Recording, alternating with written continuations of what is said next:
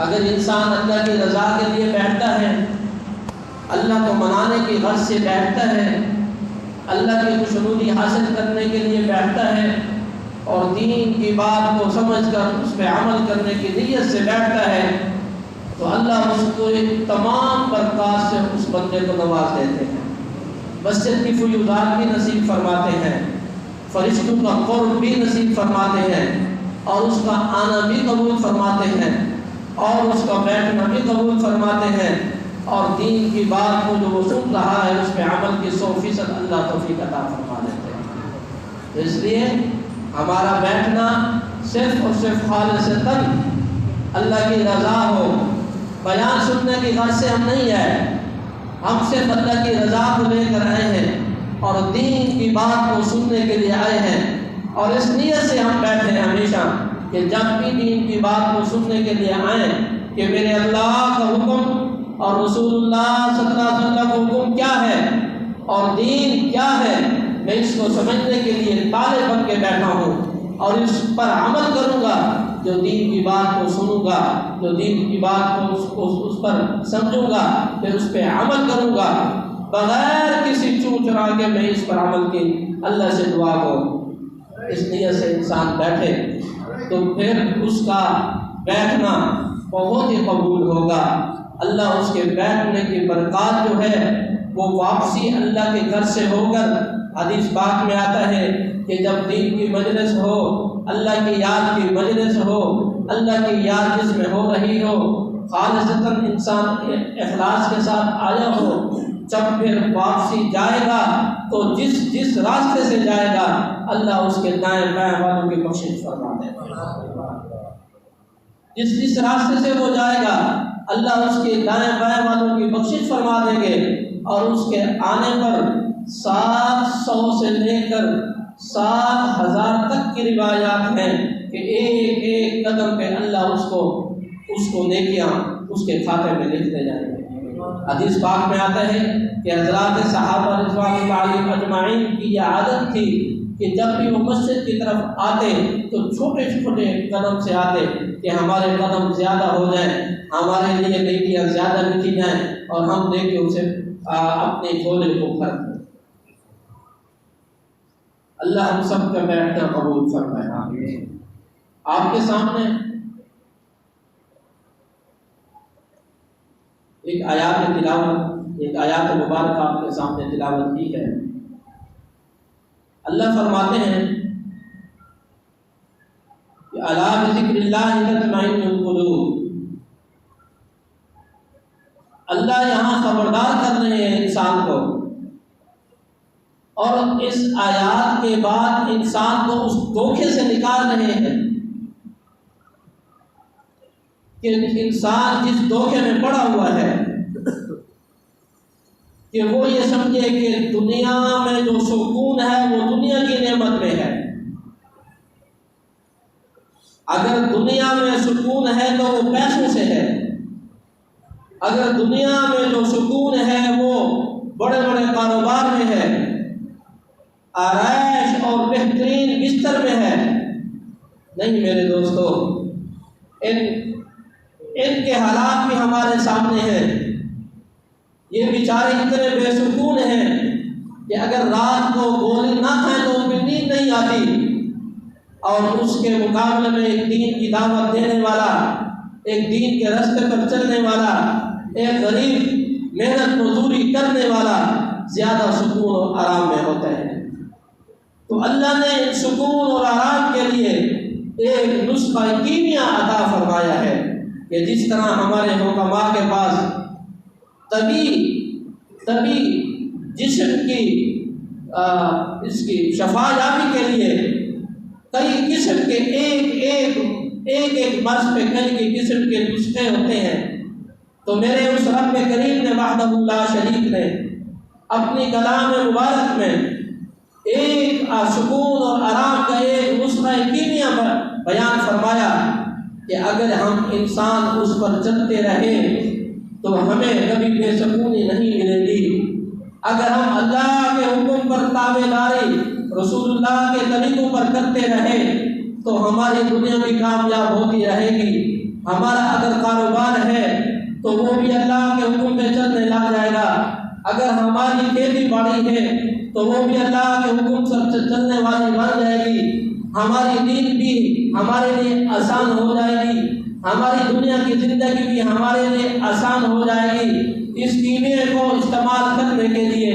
اس نسخے کو استعمال کرتے وقت اللہ کا قرب بھی ملتا ہے، اس نسخے کو استعمال کرتے وقت اللہ کی حمد و ثنا کا بیان کرنے کی توفیق بھی نصیب ہوتی ہے، اس نسخے کو استعمال کرتے وقت اللہ کی رضا بھی ملتی ہے، اس نسخے کو استعمال کرتے وقت انسان کی زبان بھی پاک رہتی ہے، انسان کی آنکھ بھی پاک رہتی ہے کہ اس آنکھ بد نظری سے محفوظ ہو جائے گی، بد نظری سے محفوظ ہو کر اس آنکھ کا اثر زبان پہ آئے گا، جو زبان گالی گلوچ سے پاک ہو جائے گی۔ اس نسخے کو استعمال کرتے وقت انسان کی زبان پاک ہوتی ہے، گالی سے محفوظ رہتا ہے، غیبت سے محفوظ رہتا ہے، اور کوئی ایسا مکروہ جملہ بولنے سے محفوظ رہتا ہے۔ اس نسخے کو استعمال کرتے وقت اس آنکھ کا اثر زبان پہ پڑے گا، اس زبان کا اثر دل پہ پڑے گا، تو انسان کا دل پاک ہو جائے گا۔ کس سے؟ غیبت سے، بدعت سے، شرک سے، حسد سے، کینے سے، بغض سے، ان تمام چیزوں سے وہ دل پاک ہو جائے گا۔ جب انسان کا دل بھی پاک ہو گیا، جب انسان کی زبان بھی پاک ہو گئی، جب انسان کی آنکھ بھی پاک ہو گئی، تو پھر اس انسان کی سوچ بھی پاک ہو جائے گی، وہ کسی کے بارے میں غلط نہیں سوچے گا۔ حدیث پاک میں آتا ہے ذُلُّ الْمُؤْمِنِينَ خَيْرًا، ایمان والے کو چاہیے، اس کا حق یہ ہے کہ دوسرے مسلمان کے لیے اچھا سوچے، دوسرے مسلمان کے لیے اچھا کہے، دوسرے مسلمان کے لیے اچھا کرے، دوسرے مسلمان کے لیے اچھا رویہ استعمال کرے، جس کو اخلاق کہتے ہیں۔ میرے نبی کریم صلی اللہ علیہ وسلم فرماتے ہیں کہ ایمان والا وہ سب سے بہتر ہے، انسان سب سے وہ بہتر ہے، انسان سب سے وہ بامراد ہے، وہ خوش قسمت والا ہے کہ جس کے اخلاق اچھے ہوں، جس کی زبان کنٹرول میں ہو، جس کی آنکھ محفوظ ہو، اور جس کا دماغ محفوظ ہو، اور جس کا دل پاک ہو۔ تو اللہ فرماتے ہیں اس دل میں مجھے بسیرا کرنے کے لیے کوئی نہیں روک سکتا۔ رسول اللہ صلی اللہ علیہ وسلم فرماتے ہیں اس بندے کو میرا قرب حاصل ہونے کے لیے کوئی دنیا کی طاقت اس کو روک نہیں سکتی، کوئی دنیا کی بلا چیز اس کو نقصان پہنچا نہیں سکتی، کوئی دنیا کی کوئی عجیب و غریب چیز اس کے ارد گرد ڈھونڈ نہیں سکتی۔ اگر وہ نسخے کو استعمال کرتا رہا تو ہر وقت اللہ کی امان میں آ گیا، اس کا جاگنا بھی عبادت، اس کا سونا بھی عبادت، اس کا بولنا بھی عبادت، اس کا بیٹھنا بھی عبادت، اس کا کھانا بھی عبادت، اس کا پینا بھی عبادت، اس کا بول و براز کرنا بھی عبادت، اس کے کاروبار کرنا بھی عبادت، اس کی غمی بھی عبادت، اس کی خوشی بھی عبادت۔ زندگی کا ہر لمحہ عبادت سے خالی نہیں ہوگا۔ وہ کیا نسخہ ہے؟ وہ کون سا ایسا نسخہ ہے کہ صرف اور صرف اس نسخے میں کامیابی کا ذکر ہے؟ وہ کون سا ایسا نسخہ ہے کہ جس میں اس نسخے میں صرف راحت کا ذکر ہے، صرف کامیابی کا ذکر ہے؟ انسان بد بناؤ سے محفوظ، ہر شر سے محفوظ، ہر حاسد سے محفوظ، ہر کینہ رکھنے والوں سے محفوظ، ہر بغض رکھنے والوں سے محفوظ، اس کا اپنا دل صاف تو لوگ بھی اس کے لیے دل صاف کر لیں گے، اس کی اپنی آنکھ صاف تو لوگ بھی اس کے لیے آنکھ کو صاف کر لیں گے، اس کی اپنی زبان صاف تو لوگ بھی اس کے لیے اپنی زبان کو صاف کر لیں گے۔ تو پھر خیر ہی خیر ہوگی، محبت ہی محبت ہوگی، پھر الفت ہی الفت ہوگی، پھر عزت ہی عزت ہوگی، پھر اکرام ہی اکرام ہوگا، بڑے چھوٹے پہ شفقت ہوگی، چھوٹا بڑے کی عزت کرے گا تو بڑے کا دل صاف ہو جائے گا، چھوٹے کی عزت پہ چھوٹے کے دل میں اس کی عزت پیدا ہو جائے گی، پھر خوشیاں ہوں گی۔ پھر وہ کون سا ایسا نسخہ ہے کہ جس کا کرنا ضروری ہے؟ اگر ہم اس نسخے سے دور ہو جائیں تو پھر انسان تو رخ پہ آ جاتا ہے کہ اس کا ایمان کمزور ہو جاتا ہے، اس کا دل کمزور ہو جاتا ہے، اس کے اعمال کمزور ہو جاتے ہیں، مسجد میں آنے کا دل نہیں کرتا، قرآن پڑھنے کا دل نہیں کرتا، عبادت کرنے کا دل نہیں کرتا، اللہ کے رسول صلی اللہ علیہ وسلم کے حکم پر چلنے کا دل نہیں کرتا۔ پھر انسان کا نفس تین قسم پر ہے، نفس امارہ، نفس لبامہ، نفس مطمئنہ، وہ نفس لبامہ کے چکر میں پڑ جاتا ہے، نفس مطمئنہ سے دور ہو جاتا ہے۔ حالانکہ قرآن پاک میں اللہ نے فرمایا ارجعی الی ربک راضیۃ مرضیہ فادخلی فی عبادی فادخلی فی جنتی، کہ اے نفس مطمئن،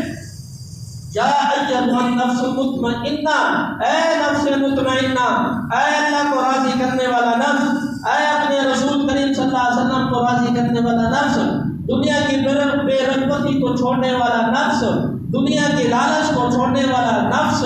دنیا کے حرص کو چھوڑنے والا نفس، تو نے دنیا کو چھوڑا اللہ کے لیے، تو نے دنیا کی حرص کو چھوڑا رسول اللہ کے حکم پہ چلا، تو نے دنیا کی بے رغبتی کو اختیار کیا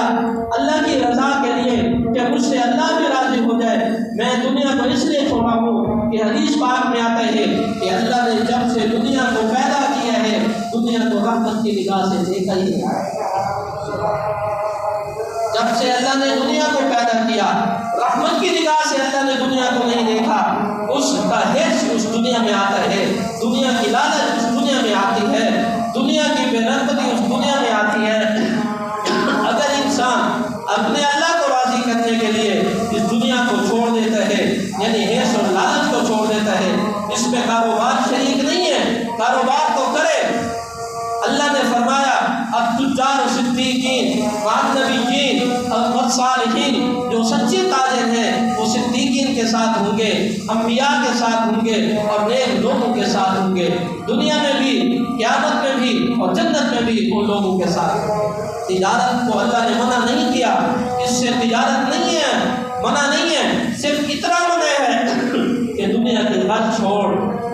دنیا کا حرص چھوڑ، دنیا کی لالچ کو چھوڑ دے اور دنیا کو اپنانے کی فکر میں نہ رہے۔ دنیا تو ایک عارضی ہے۔ اللہ فرماتے ہیں وَمَا مِن دَابَّةٍ فِي الْأَرْضِ إِلَّا عَلَى اللَّهِ رِزْقُهَا، یہ رزق کا معاملہ تو اللہ فرماتے ہیں میں نے خود اپنے ذمہ لے لیا ہے۔ تو میرے دوستو وہ کیمیا رزق کا کیا ہے؟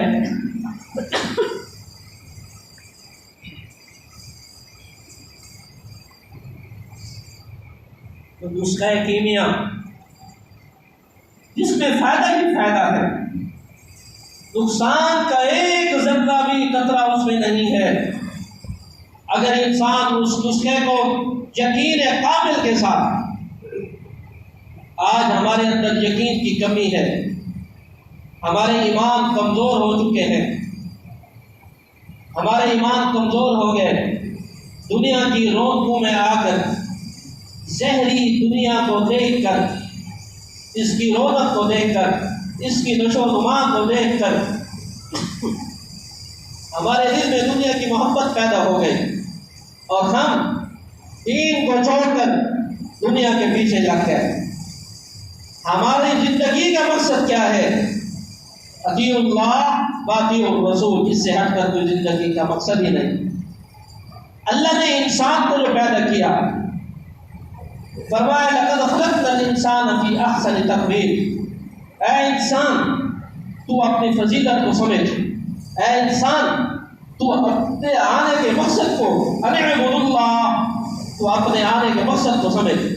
اے انسان تجھے میں نے خوبصورت سے خوبصورت بنایا ہے، 17,000 مخلوقات میں سے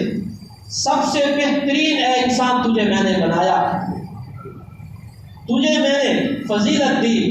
اور جب تجھے بنا رہا تھا، تیرا وجود تخلیق ہو رہا تھا،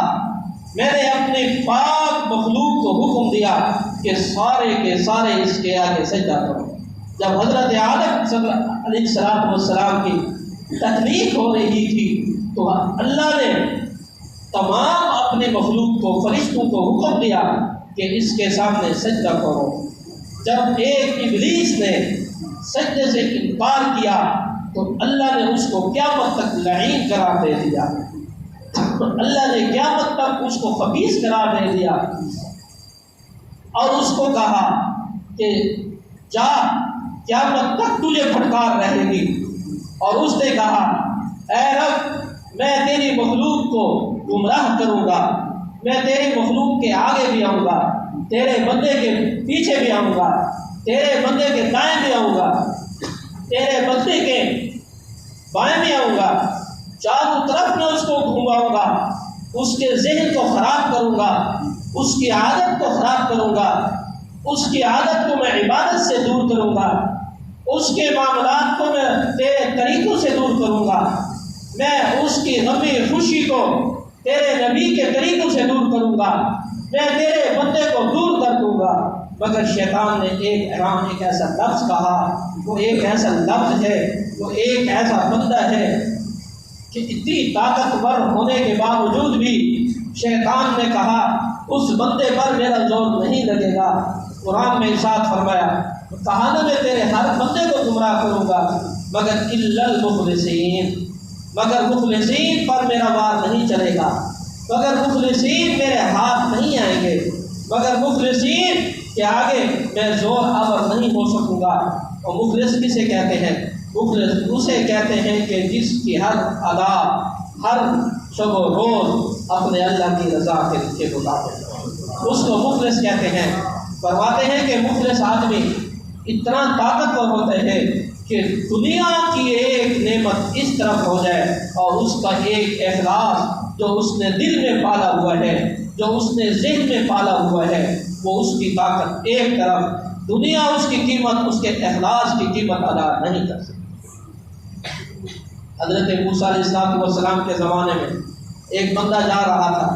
اور کہا، اے اللہ یہ ریت کا جو ڈیلا ہے اگر یہ آٹا ہوتا تو میں تیرے راستے میں خرچ کر دیتا۔ تو اللہ نے اس کی اس اخلاص کی برکت سے اس کی دعا کو قبول فرمایا۔ حضرت موسیٰ کو وحی بھیجی اور کہا کہ جاؤ اس بندے کے پاس،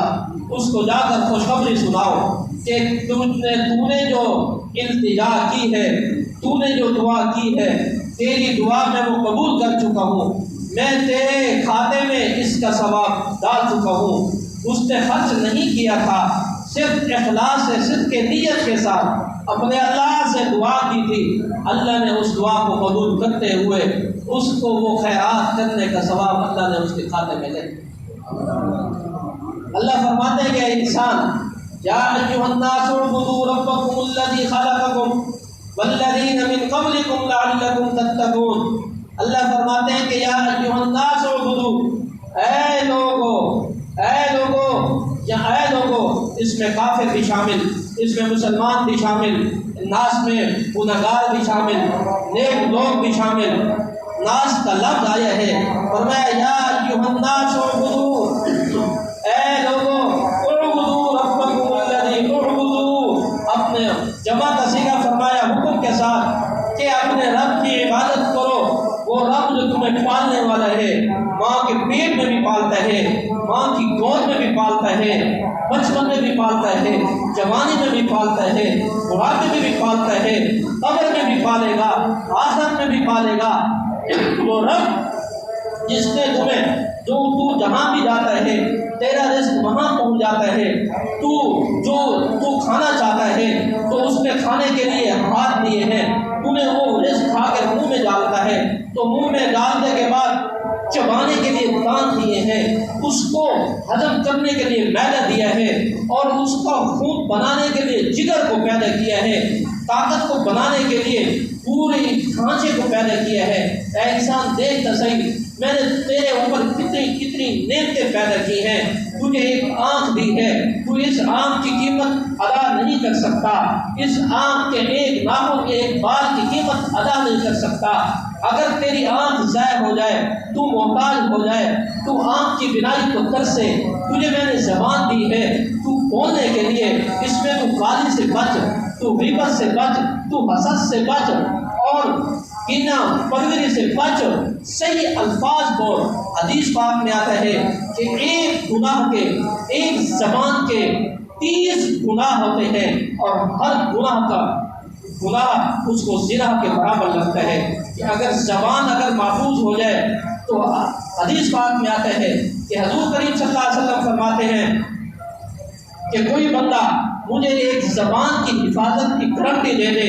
کوئی بندہ مجھے 2 سطر کی درمیان کی جو نگیج ہے اس کی گارنٹی دے دے، میں محمد صلی اللہ علیہ وسلم قسم اٹھا کر کہتے ہیں کہ میں اپنے ماں باپ کی قسم اٹھا کر کہتا ہوں میں اس بندے کو جنت کی ضمانت میں محمد کو۔ حدیث پاک میں آتا ہے کہ زبان کے 30 گناہ ہیں، زبان 30، اگر زبان کوئی تو ایک ایک لفظ پہ اس کو زنا کا گناہ ملتا ہے۔ زبان غیبت کرے تو گناہ، جھوٹ بولے تو گناہ، اگر کسی کے ساتھ غلط رویہ رکھے تو زبان کا گناہ،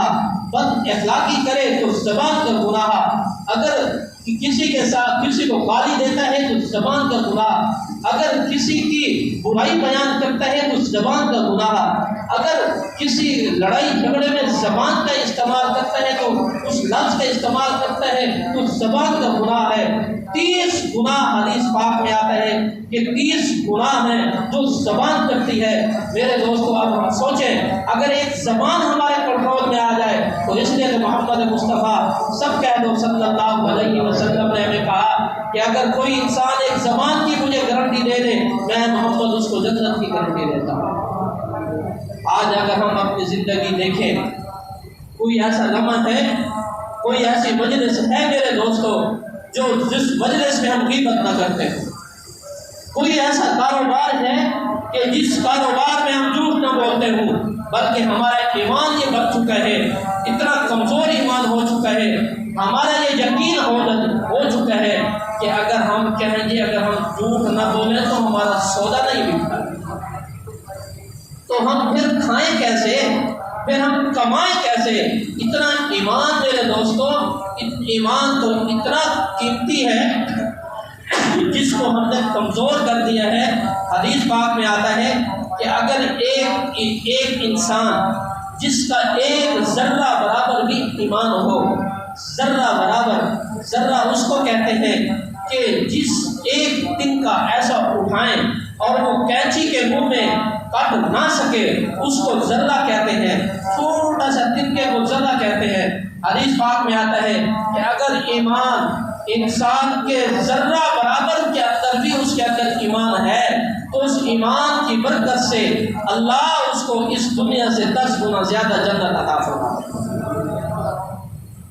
ہمارے پاس کیا ہے میرے دوستوں؟ یہ ایک ایمان تو ہے کہ جس کی ہم حفاظت نہیں کر رہے۔ مجھے بتائیں آج ہماری شادیاں کس لنچ پہ پہنچ چکی ہیں، آج ہمارے غمیاں کس طریقے پہ چل پڑی ہیں، آج ہمارے گھر کا رہن سہن کس رخ پہ جا رہا ہے، آج ہمارے کاروبار کا طریقہ کس رخ پہ چل پڑا ہے، وہ کون سا رخ ہے؟ آیا وہ کہ جس کو اللہ نے قرآن میں فرمایا اہدنا الصراط المستقیم صراط الذین انعمت علیہم، کہ وہ سیدھا راستہ ہے، اس راستے پہ میں چل رہا ہوں کہ جس راستے پہ اللہ نے انعامات کا ذکر فرمایا ہے، یا میری زندگی اس راستے پہ ہے کہ غیر المغضوب علیہم، یہود و نصارہ کے راستے پر، ہمارا رہن سہن یہود و نصارہ کے راستے پر، کاروبار غمی خوشی کس راستے پہ چل پڑی ہے؟ ہم اپنا ترازو اپنے دل کے اندر لے کر بیٹھے اور اس بات کو غور سے فکر سے سن کر ہم اپنے انصاف کے ساتھ اس ترازو کو تولیں کہ محمد رسول اللہ کے طریقے کے پڑھنے کی طرف جھک رہے ہیں ہمارے اعمال، یا شیطان کے رخ کی طرف ہمارے اعمال جا رہے ہیں۔ اللہ کو راضی کرنے والے اعمال ہمارے دنیا میں، ہماری زندگی میں، ہماری طبیعت کو عادت بن چکی ہے،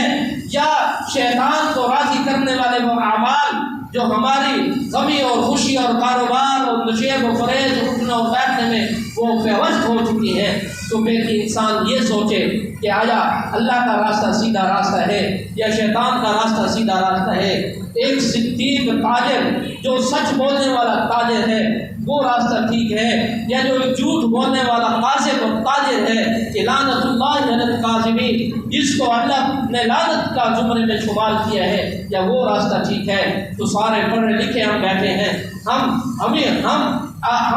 نفع و نقصان کو پہچان سکتے ہیں۔ اگر کل ہمیں 1000 روپے کا نفع ہوا ہے تو آج 800 کا نفع ہوا ہے، 200 کے لیے ہم ماتھا پکڑ کے بیٹھ جاتے جاتے ہیں کہ آج نقصان ہوا ہے، ہماری نماز گئی، اس کی فکر نہیں، ذکر کیا اس کی فکر نہیں، اللہ کا قانون توڑ کے بیٹھے ہیں اس کی فکر نہیں، رسول اللہ صلی اللہ علیہ وسلم کے قانون کو ہم نے اپنے ہاتھوں سے ذبح کر دیا اس کی فکر نہیں ہے، ایک 200 کی فکر لے کر ہم ہاتھ پکڑ کے بیٹھتے ہیں، گھر میں آ کر بچے کہتے ہیں ابا وہ چیز نہیں لائے جو کل لائے تھے، تو وہ کہتے ہیں میرا دماغ خراب نہیں کرو، آج مجھے نقصان ہوا ہے، اس نقصان کی فکر بچوں پہ غصہ در ہم کرتے ہیں، ہم وہ بیوی پہ غصہ آ کر نکالتے ہیں، وہ اب کام کرنے والے نوکر پہ غصہ نکالتے ہیں، اگر اس نقصان کو سوچتے ہوئے اس کام کرنے والے بندے نے ہم سے پیسے مانگ لیے تو سارا غصہ اس پہ نکل جاتا ہے۔ حضرت ابو ہریرہ رضی اللہ عنہ سے پوچھا گیا کہ آپ نے رسول اللہ صلی اللہ علیہ وسلم کی اتنا عرصہ خدمت کی، کبھی آپ کو رسول اللہ نے ڈانٹا؟ حضرت ابو ہریرہ رضی اللہ تعالیٰ عنہ نے کہا آج کیا نہیں، کئی سال 11 سال سے اوپر کی زندگی ہے کہ جس میں آپ نے خدمت کی، 21 سال تک کی خدمت ہے۔ فرماتے ہیں کہ اتنے عرصے میں مجھے رسول اللہ نے کوئی نہیں کہا کہ تو نے یہ کیوں نہیں کیا۔ ہم اسی کے پیروکار ہیں، ہم صحابہ کے پیروکار ہیں، ہم محمد رسول اللہ صلی اللہ علیہ وسلم کے نام لیوا ہیں۔ حدیث پاک میں آتا ہے جو اپنے محتاجوں کے ساتھ اچھا رویہ رکھے گا، اپنے محتاجوں کے ساتھ اچھا رویہ رکھے گا، رسول اللہ صلی اللہ علیہ وسلم پر جو یتیموں کے ساتھ اچھا رویہ رکھے گا، جو ضرورت مندوں کے ساتھ اچھا رویہ رکھے گا، رسول اللہ صلی اللہ علیہ وسلم فرماتے ہیں وہ اور میں جنت میں ایسے ہوں گے۔ یوں انگلی کھڑی کر کے کہا، یوں فرمایا کہ وہ اور میں جنت میں ایسے ہوں گے، تو یہ 2 انگلیوں کو ملائے تو بمشکل ایک سوئی کی سوراخ جتنا بھی وہ فاصلہ نہیں رہتا، تو کتنی بڑی سعادت مندی ہے ہمارے لیے۔ تو فرمایا اے لقد خلقنا الانسان فی احسن تقویم، اے انسان تو اپنے فریضے کو سمجھ، اے انسان تو اپنے فضیلت کو سمجھ، اے انسان تو اپنے مقام کو سمجھ کہ میں نے تجھے کتنا بڑا مقام عطا فرمایا ہے، اشرف المخلوقات قرار دیا ہے۔ اور دوسرا احسان اللہ کا ہم پر یہ ہے کہ ہمیں انسان بنایا، اگر گھوڑوں بندر بنایا تو ہمارا کیا زور چلتا تھا۔ میرے دوستو ہمیں انسان بنا کر تیسرا انعام یہ فرما دیا کہ ہمیں رسول اللہ صلی اللہ علیہ وسلم کی امت میں پیدا کر دیا، اور اسی پہ ہم بھروسہ رکھتے ہیں، اور اسی پہ ہم یقین رکھتے ہیں، اور اسی پہ ہمارا ایمان ہے، اور اسی پہ ہمارا مان بھی ہے کہ ہم آگے دو جہاں سب کا صلی اللہ علیہ، بڑی محبت سے کہو صلی اللہ علیہ وسلم کی امت میں سے ہیں، امت میں سے ہیں، امت میں سے ہیں، اور یہ ہم پر فرض ہے کہ اس مان جس کے ہم مان رکھ رہے ہیں اس کے طریقوں پر چلنا بھی ہمارا بولو ہمارا حق ہے، بولو ہمارا فرض ہے۔ جس طرح مان رکھتے ہیں اسی طرح طبیعت بھی بنائیں، اسی طرح عادت بھی بنائیں، اس کی شریعت پر بھی عمل کریں، اسی کے حکم پر زندگی گزار دیں، یہ سب سے بہترین نفع کا سودا ہم نے کما لیا۔ میں آپ کو نسخہ بتا رہا تھا، بس بات ختم، ٹائم بھی ختم ہو گیا۔ اللہ قرآن پاک میں فرماتے ہیں الا بذکر اللہ تطمئن القلوب، اے لوگوں، اے انسانوں، اس بات کو غور و فکر سے سن لو کہ میرے نام میں ہی سکون ہے، میرے نام کے علاوہ کسی چیز میں بھی سکون نہیں ہے۔ اطمینان کسے کہتے ہیں؟ یقین کو کہتے ہیں کہ ہم نے نماز پڑھی، ہمیں یقین ہو گیا کہ اللہ کی دربار میں ہماری حاضری ہو گئی، ہمیں یقین ہو گیا کہ اللہ نے ہماری نماز کو قبول فرما لیا،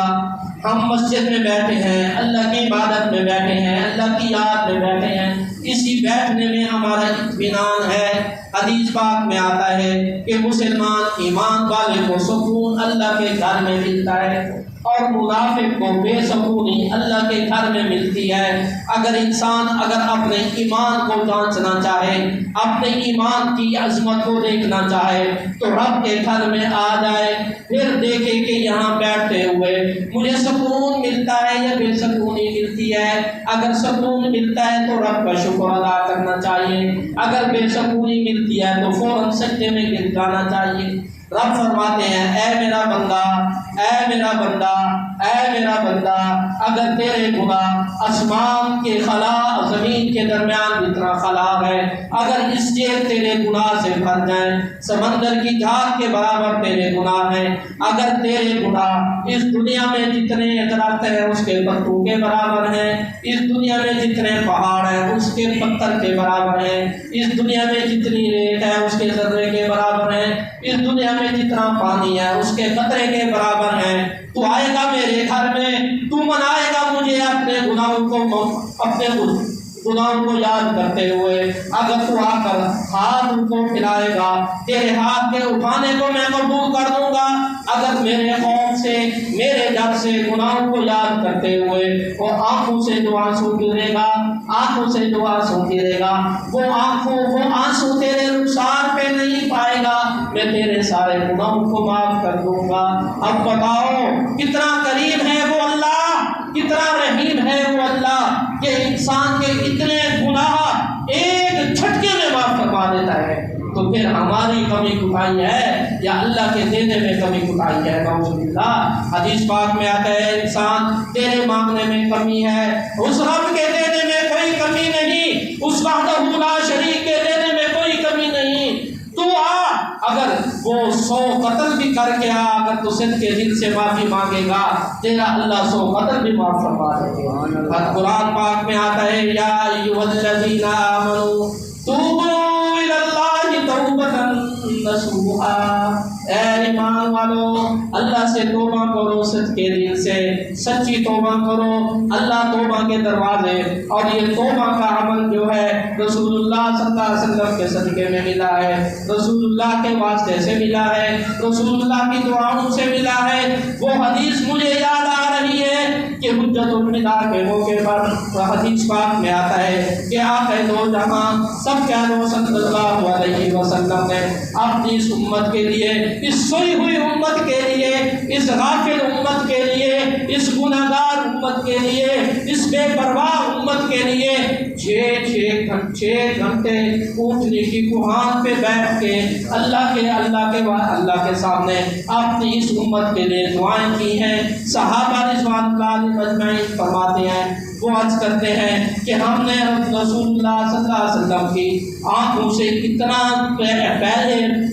جو آنسو نکلے ہم نے کبھی نہ دیکھے۔ آپ کی داڑھی مبارک سفید جو چمک رہی تھی چاندی کی طرح وہ ڈھیلی ہو گئی، اور آپ کی بغل مبارک کی روشنی ہم دیکھ رہے تھے، یعنی ہاتھوں کو اٹھا کر اس غافل امت کے لیے، اس بے پرواہ امت کے لیے، اس سست امت کے لیے دعائیں کر رہے تھے۔ میرے نبی کریم صلی اللہ علیہ وسلم کی اس دعاؤں کا واسطہ ہے کہ آج ہماری رات بھی خیریت سے گزر گئی، آج ہمارا دن بھی خیریت سے گزر گیا۔ ہم رات کو سوئے تو آدھی موت آ گئی، پھر صبح اللہ نے اپنے حکم سے جگا دیا۔ ہم جاگتے ہوئے اللہ کی بے فرمانی کر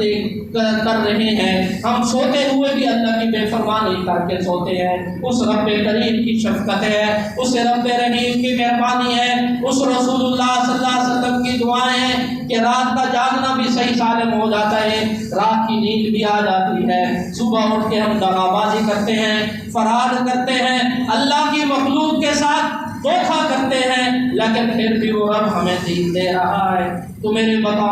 بھائیوں بتاؤ ہم کس گڑھے میں گھوم رہے ہیں، ہم کس بات کی مولی ہیں، ہمیں کس بات کی انا ہے، ہمیں کس بات کا تکبر ہے، ہمارے قصبے قبضے میں ہے کیا؟ ہم اپنی آنکھ کے محتاج، ہم زبان کے محتاج، ہم ہاتھ پاؤں کے محتاج، چلنے کے محتاج، ایک کھانے کے محتاج۔ کہ اے انسان تجھے تکبر کس بات کا ہے؟ اے انسان تو ایک مٹی کے قطرے سے پیدا ہوا، وہ منی کا قطرہ اگر تیرے جسم سے نکل جائے تو ناپاک ہو جاتا ہے، تیرے کپڑے پہ لگ جائے تو وہ تیرا کپڑا ناپاک ہو جاتا ہے۔ تو اس قطرے کی پیداوار ہے، تو مٹی کے ذرے ذرے کی پیداوار ہے، تجھے گھمنڈ کس بات کا ہے؟ وہ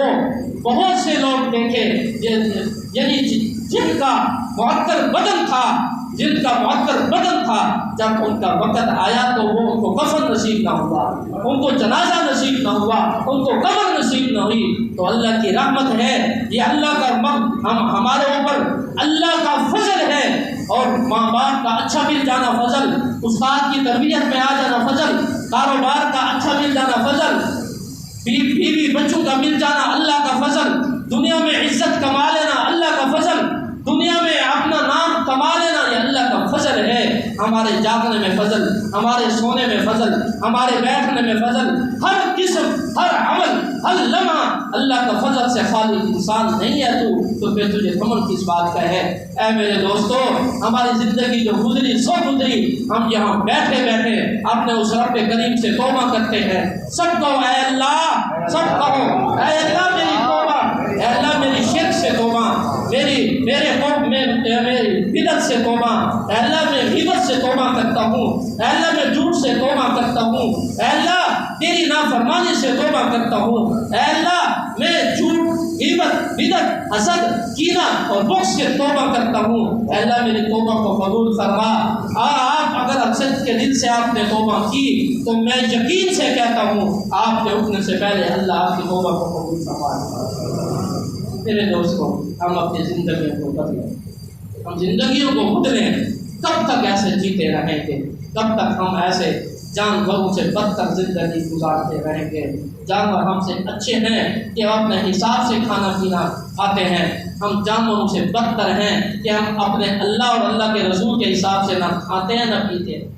نہ رہتے ہیں نہ سوتے ہیں، نہ جاتے ہیں نہ معاملات کرتے ہیں، ہر معاملے میں بغاوت ہی بغاوت۔ اللہ ہم سب کو ان بغاوتوں سے محفوظ فرمائے، اللہ ہم سب کو رسول اللہ صلی اللہ علیہ وسلم کی صحبت اور آپ کی عنایات ہمیں نصیب فرمائے، اللہ ہمیں اپنے فیوزات سے نصیب فرمائے، برکات سے نصیب فرمائے۔ جو ہم نے توبہ کی اللہ ہماری اس توبہ کو قبول فرمائے۔ ابھی نماز کے بعد تھوڑی دیر اللہ کا ذکر ہوگا،